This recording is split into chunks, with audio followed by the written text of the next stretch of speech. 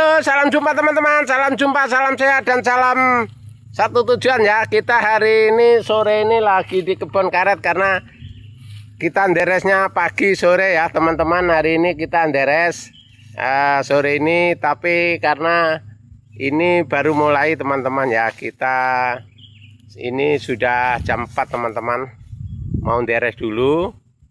Tapi sebelum nderes, kalau nderes agak gelap nggak apa-apa, nanti pakai senter. Cuman sekarang bikin konten dulu ya teman-teman ya. Jadi teman-teman jangan lupa subscribe, komen, dan tekan tombol loncengnya, karena channel Wiratadaya untuk selalu mengakses pertanian ya, pertanian karet maupun apapun yang kita kerjakan itu kita upload setiap hari ya, supaya teman-teman tidak gagal paham menyimak dalam setiap harinya, bisa mengikuti channel Wiratadaya dan bisa menonton setiap harinya. Seandainya teman-teman ada yang minat untuk cara-cara bertani untuk tani masa depan ya, insya Allah kita bisa membantu untuk cara-caranya. Jadi kalau mau ada apa-apa, misalkan perlu petunjuk yang belum pernah kalian tahu, bisa di link deskripsi teman-teman ya. Jadi untuk pembahasannya begini teman-teman. Tapi yang sudah subscribe terima kasih ya, yang belum silahkan subscribe. Nah pembahasannya gini teman-teman, ini punya kebun karetnya punya Pak Kadek ya, punya Pak Kadek, karena yang sekian bulan ini digarap orang. Ini seperti kayak yang sana tempat Pak Budi ya, hampir sama ya. Ya, jadi keluhannya itu di batang ya. Di batang ini nderesnya kena kayu teman-teman ya. Nderesnya kena kayu. Nah, nderesnya kena kayu begini teman-teman. Kena kayu ini nderesnya. Nderesnya kena kayu, jadi kalau tidak cepat kita tanggulangi, pulihnya lambat teman-teman. Pulihnya ini sekitar 5 bulanan ya. Jadi kita untuk memicu supaya cepat pulih, cepat bagus, kita sekitar 5 bulanan lah ya.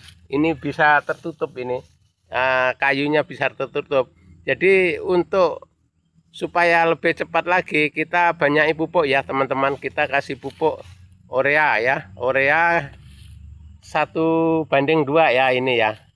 Ureanya 2, TSP nya 1 ya, kalau mau pakai pupuk kimia. Kalau mau pakai pupuk kandang ya silahkan. Kalau pupuk kandang, kalau 1 karung bisa dibikin 1 karung bisa bikin 10 batang bisa teman-teman. Kalau kohe ayam loh, bisa 10 atau 20 batang bisa. Kalau itu bikin 20 batang 1 karung itu enggak apa-apa. Tapi kalau ini 1 baris kasih 2 batang aja cukup, karena barisannya enggak terlalu panjang ya. Nah jadi bau teman-teman, tapi enggak apa-apa, karena walaupun bau duitnya lumayan bagus, harga lumayan bagus di sini ya. Jadi teman-teman tani yang punya karet ya, yang merasa punya karet sendiri, kalau tidak sempat menderes karet sendiri, usahakan dikerjakan yang orang sudah maksimal ya, yang sudah bisa ya. Jangan teman-teman nyuruh orang yang tidak bisa, akhirnya begini nih teman-teman ya. Kasihan ini. Ini 1 cengkal teman-teman, 1 kilan ini yang sudah kena kayu. Jadi nanti sampai ini belakangnya ini udah kena, ininya belum pulih teman-teman ya. Itu jadi cara kerja kita di kebun karet ini, kita harus teliti bidang manennya begini teman-teman. Karena karet ini kayak punya toko teman-teman. Kalau kita nggak setiap hari kita datangi, dia nggak panen ya. Sama dengan toko, kalau setiap hari nggak kita buka toko kita, itu ya nggak panen juga. Beda kalau tani lain teman-teman, misalkan tani sawit, tani pisang, tani jagung, itu nggak setiap hari kita buka ya, nggak setiap hari kita datangi, itu ada jeda waktu ya. Kalau misalkan petani pisang bisa 2 minggu sekali, petani sawit juga bisa 2 minggu sekali, itu bisa ada jedahnya kalau model tani itu ya.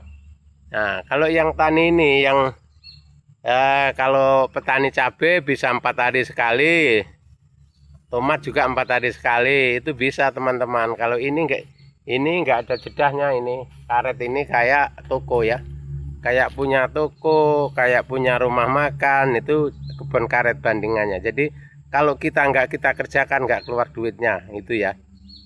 Itu teman-teman. Jadi kalau yang sudah punya, hati-hati betul ngerawatnya, terutama di bidang pemanenan.